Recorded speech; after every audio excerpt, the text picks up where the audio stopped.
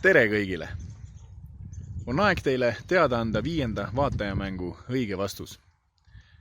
Selle koha peal siin oli 16 aastat tagasi Kallaste linnavalitsuse hoone.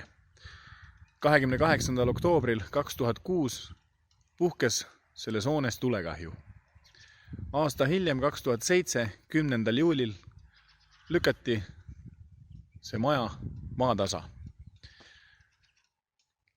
2010. aastal, 30. juulil ehitati selle sama koha peale Kallaste laululava, mis on ka meie vaatajamängu küsimuse õige vastus.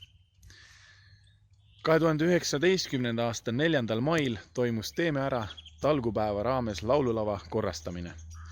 Korrastati laululava ümbrust, puhastati lava, krunditi, värviti ja kaunistati. Pääsukesed, mida te näete siin, nägite vaatajamängu küsimuse videos palju lähemalt. Need pääsukesed joonistas laululava kaare alla Aili Kivisaar.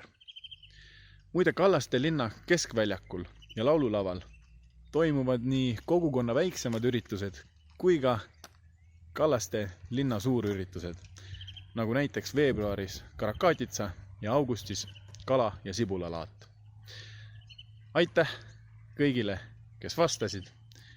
Seekordse vaatajamängu võitja on Siret Vagula. Palju õnne võitjale ja suur aitäh kõikidele osalejatele. Ja järgmise vaatajamängu juurde. Täna olen ma ühe üsna uue hoone juures. See on nii uus, et sellel pole veel nimegi.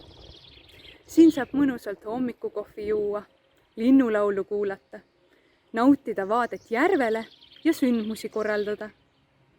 Õigeks vastuseks piisab hoone kirjeldusest või kui sa tead, kuidas kohalikud elanikud seda hoonet nimetavad.